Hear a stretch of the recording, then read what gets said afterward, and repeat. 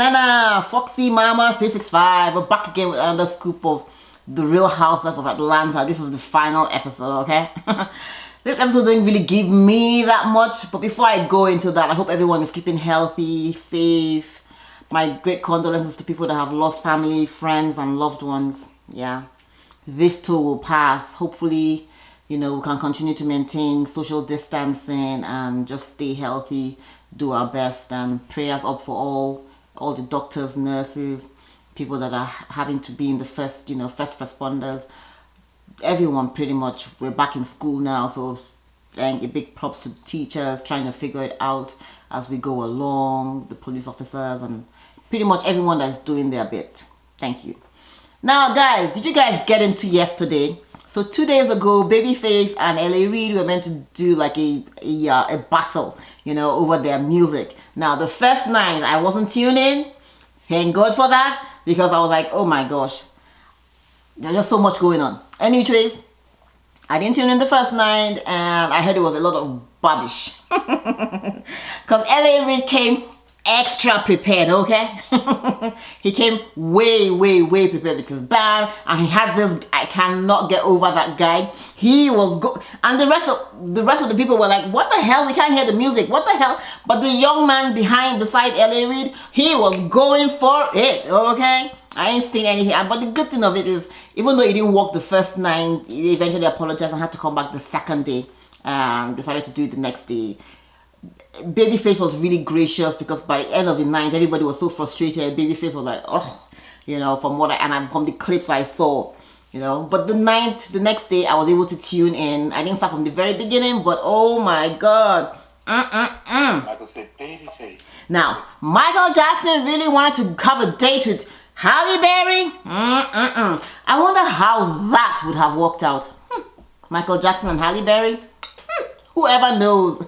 But anyway, it's alleged by Babyface that they did go on a date, and he got into some big trouble. And he says, yeah, I know how it love should have brought you home. Yeah, if you can't be here for me, then love would have brought you to me last night. Please tell me why.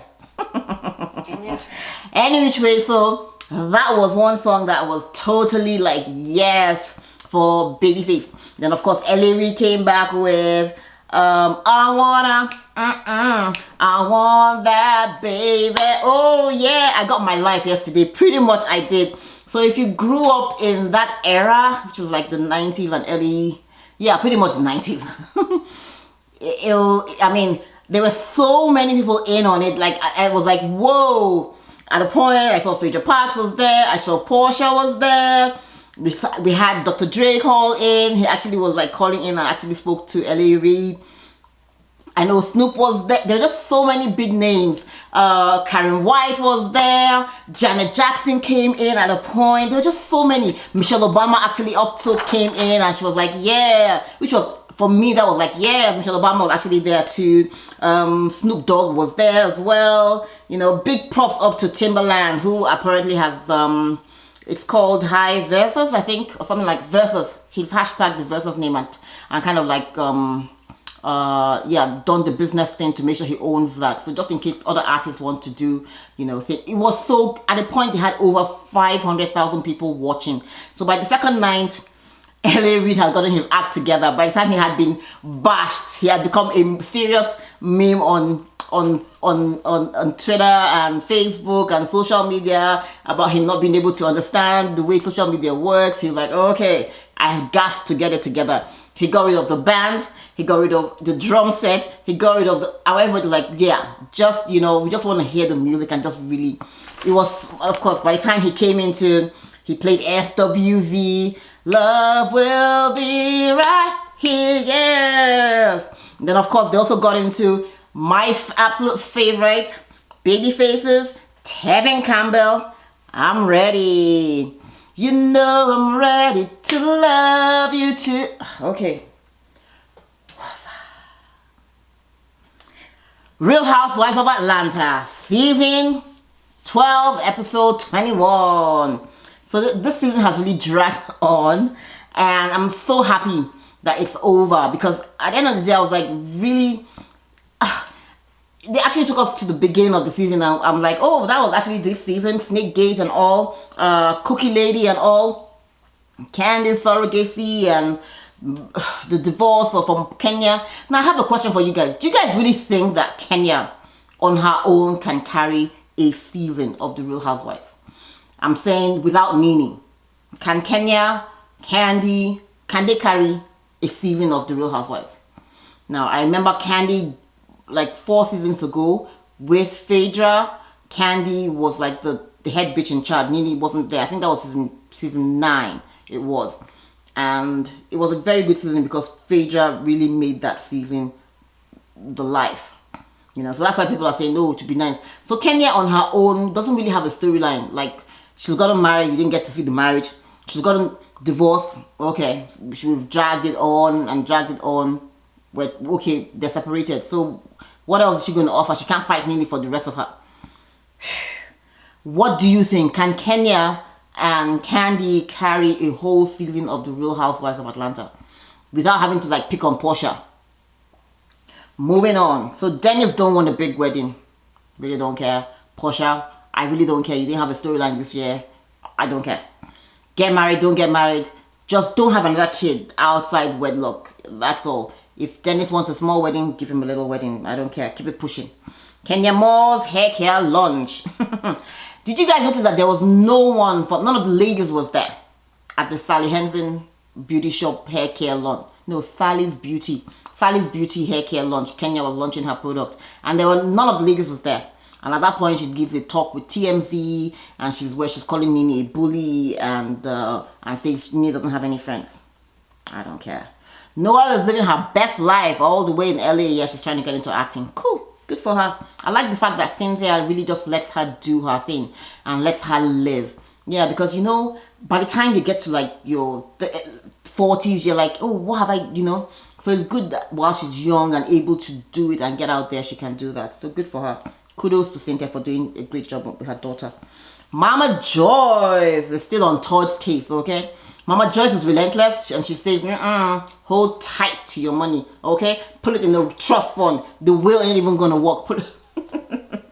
So Momma Joyce goes back to when she was in grade 1. Grade 1! And tell her a story of how she didn't have a lunchbox and how another kid, she showed another kid her money, and the kid grabs the money and takes it off. And she's like, yeah, people will take your money, okay? Momma Joyce, like, this is 6 years into their marriage. This is 4 kids after, between both of them. They have 2 between the 2 of them, and then 2 from, you know. So it's like kind of, it's ridiculous. You know, at what point are you going? I mean, is it just for the cameras? We thought, you know, things were, I don't know. I think pretty much we heard that there's going to be another show. Kandi has another spin-off, which she was going back and forth with Nene about. So that might probably be why Momma Joyce is trying to, you know, like bring up the drama. That's what my thoughts are, you know. But she says people will take your money, and that is true. Kenya talks with TMZ, and she says Nene is a bully and has no friends. And of course, Nene gets to hear this from who else? Wendy. Wendy that said she didn't want to be bothered by Nene, but Wendy is able to bring the tea to, oh gosh. I get it, but I just thought Wendy was all kinds of wrong. And Nene was also wrong. Wendy shouldn't have, you know, like, she could have said, hey girl, you know what, I did you a favor once and that's it, I'm out. Nene, you should have called Wendy before, you know, and said, hey girl, can you do this for me? I need another favor, you know. And Wendy's like, nope, she ain't doing it. But anyways, Wendy's on the phone telling Nene the tea, you know, and she's telling Nene, you know, not to holler back, you know. And that let Kenya just do her thing, you know. But Nene somehow, for some reason, cannot help herself. She keeps taking the bait, you know. Like, she just why does she need Kenya's approval? Why does she need to be friends with Kenya? Just let Kenya be, you know, let Kenya do her thing. Kenya is looking to get popped, pretty much. And she wants you to do it. That way you can get off the show. So just don't fall for it. Man, but Nene does spill some truth. She said, Kenya ain't got no marriage certificate, okay? No marriage license has been found. Like, even Beyonce has a marriage license. Who the hell are you, Kenya? How come we can't find yours? And therefore, there will be no divorce. Facts. And she says that their marriage pretty much was a handshake and an agreement.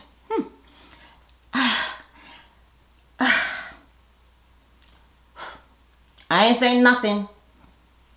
She also says it was Mark's sperm and some eggs that they found somewhere, probably under some kind of chickens. Or... Nene came out to read, and I was here for it, okay? Todd was disrespectful to Momma Joyce at some kind of lunch that he went for. They were at the same place. Excuse me. Momma Joyce and Kandi were at lunch together, what Kandi's alleging. And Todd comes in with a friend, and he doesn't come to say hello to them. He stays in another side of the section of the restaurant, but at the end he pays for their lunch. However, his friend goes to say hello to both Kandi and Momma Joyce, and Todd never does that, and he exits. So Momma Joyce is like a little pissed, and why would he not come and say hello? Now I think probably because of what Kandi had said to him about him not being, you know, forthright and being able to take care of the kids if anything happens to Kandi. So I think Todd was kind of in his feelings and not really wanting to deal with the drama. He says he wasn't in the mood, which is understandable, but you know what? A hello would have cost Todd nothing, and it would have taken all this drama away. So Momma Joyce says she ain't coming, okay? She ain't coming for the baby shower, okay? So Nene goes to see Porsha finally. So Nene is in Porsha's house, and Porsha says, Kenya, I see you, girl. Nene has a nice gift for PJ. PJ is so beautiful. She's so cute. I wonder why people keep saying, oh, she looks so much like her dad. And I'm like, what's the big deal? Anyways, Nene and Kenya get into... Nene and Porsha get to sit together, and they bring up Kenya. And Porsha's like, girl, I saw the blogs. I was going to bring it to you. And she's like, yep, Wendy showed it to me already. I heard about it. Why does she feel the need to keep talking about me? She should be talking about her $1 million business. You know, and I thought that was actually true because, well, anyway, it's probably the question she was asked, and she was probably answering the question from TMZ, you know. And Kenya cuts Shamea's moment. Now, remember when Porsha had hosted the event for the ladies? It was the, what was it called? Some event a few weeks ago in which Porsha was the hostess, and then the ladies got to spill and talk about their life and tell their stories.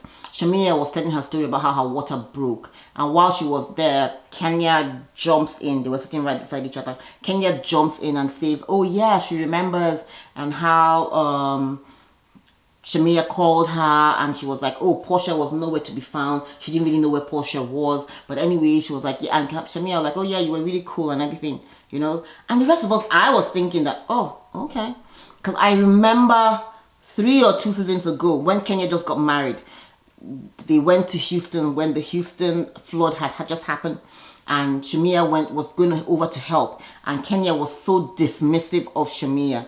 However, they say, oh, they were both pregnant at the same time, so they were obviously sharing pregnancy diaries, which I thought was cool, you know, that's cool.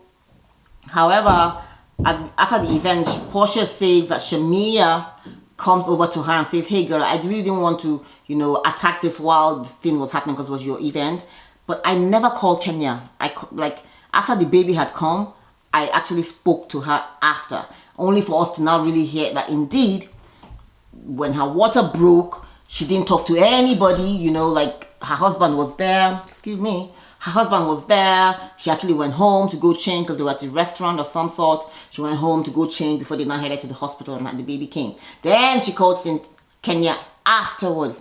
So she's like, she doesn't know why Kenya was trying to be messy. So Porsha is saying, girl, I see you, okay? We see each other, okay? You know, so she says that she actually sent her a text about the baby. So Nene is like, seems to me like Kenya was the one that delivered the baby, and the baby was named Kenya. A star is born. So this is Kandi's baby shower. She's trying to introduce Shadina, her baby, her surrogate. Now, Kandi has an argument with Todd, and Todd is like, look, I'm not ready to apologize right now. I did call Momma Joyce, but she wasn't in the mood. She didn't answer. Actually cut off the phone. And, well, that's the best you can do. All the kids are there, even though some of the kids are a little underdressed. Okay.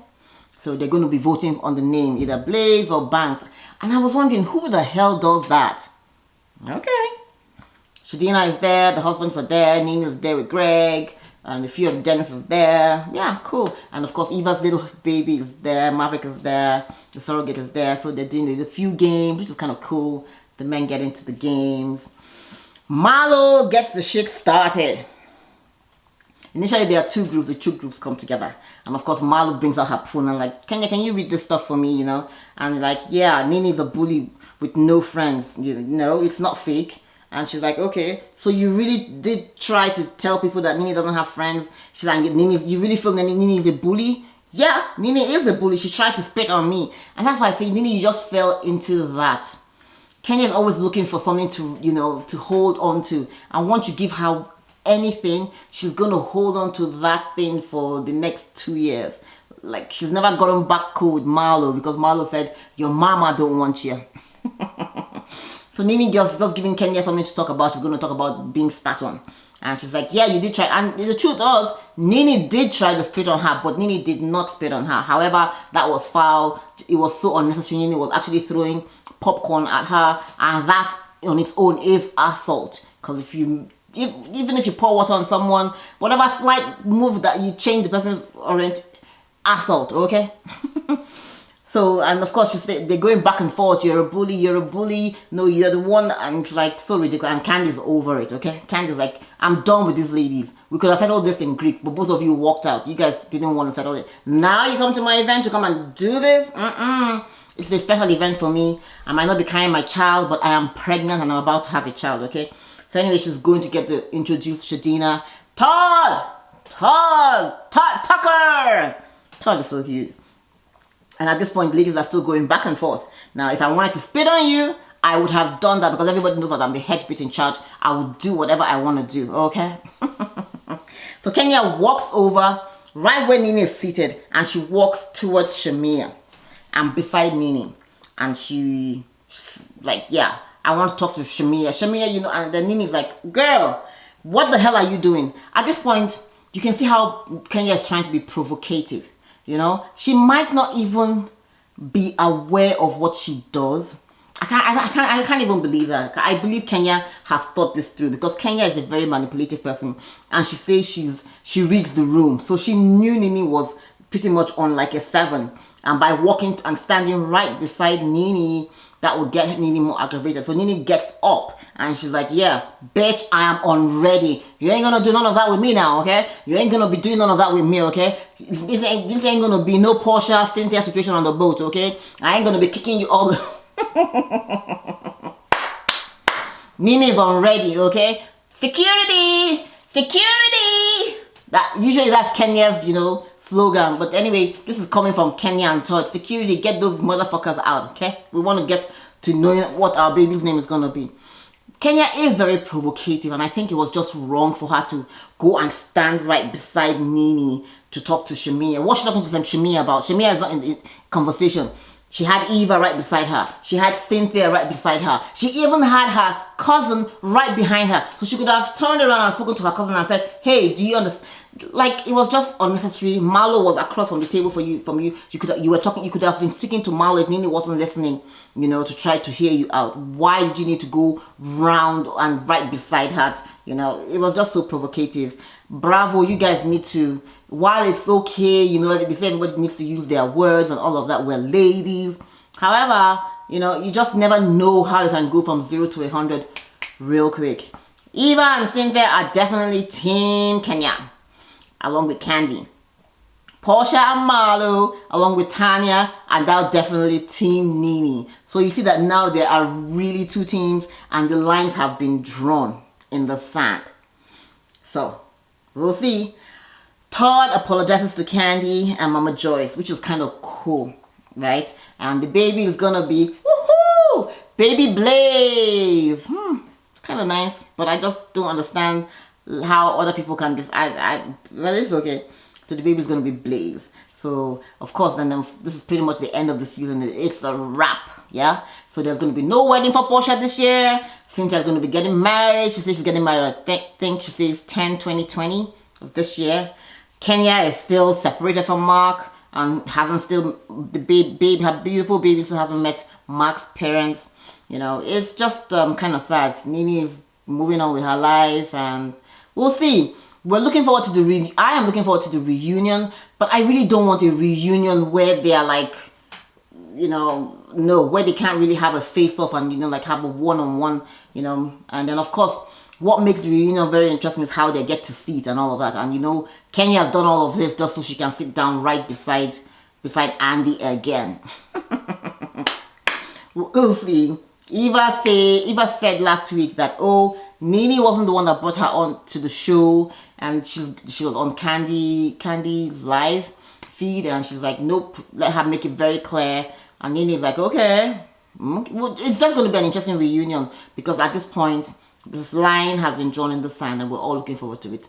So guys, what do you guys think? Can Kenya and Kandi on their own, you know, like, without having to go against attack Porsha, can both of them just, you know, carry a show from beginning to end? This season, it was alright. We had some really interesting parts here and there, but it was alright.